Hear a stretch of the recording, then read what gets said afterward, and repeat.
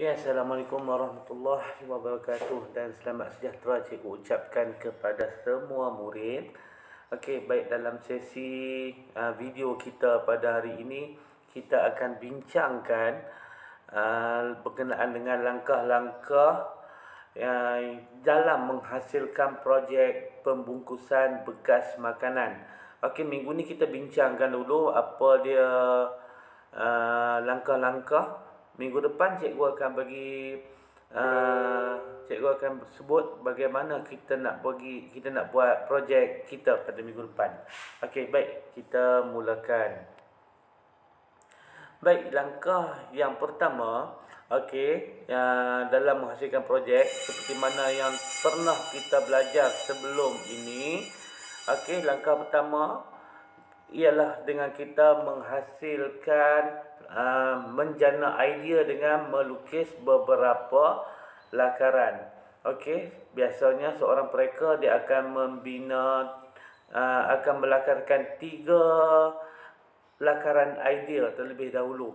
Okey, baik, setelah kita melukiskan lakaran, langkah kedua ialah kita memilih satu lakaran yang kita fikirkan terbaik ataupun kita menggabungkan beberapa lakaran tadi itu untuk menghasilkan projek yang terbaik.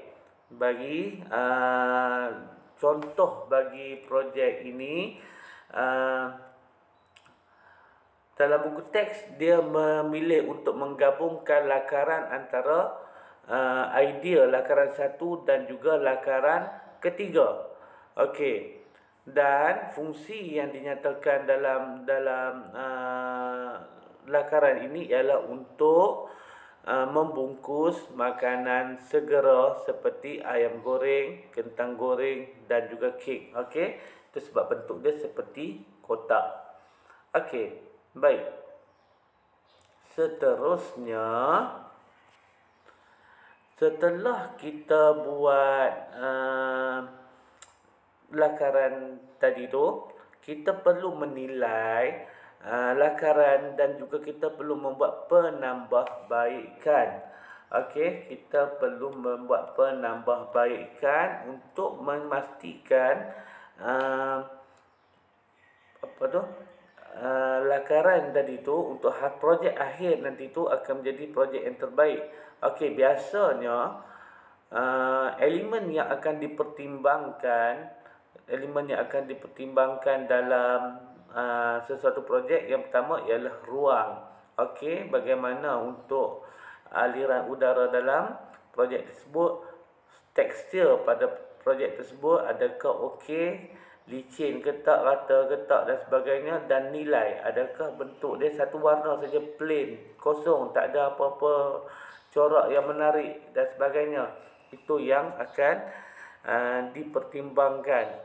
Dan setelah kita membuat pertimbangan, maka seorang pereka tu dia akan membuat beberapa penambahbaikan untuk menjadikan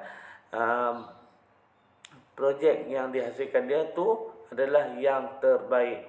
Dan ini adalah lakaran akhir bagi projek yang akan kita laksanakan insya-Allah pada minggu hadapan. Okey, minggu hadapan insya-Allah cikgu akan bagi tahu detail lagi bagaimana cara hendak menghasilkan projek ini. Okey, baik. Mengira kos. Okey, mengira kos adalah merupakan langkah yang terakhir untuk sebelum kita melaksanakan projek. Okey, antara bahan yang disebutkan di sini ialah bot lekap. Okey, 21 cm kali 30 cm sebanyak 3 keping. Okey, yang kedua gam dan yang ketiga tali.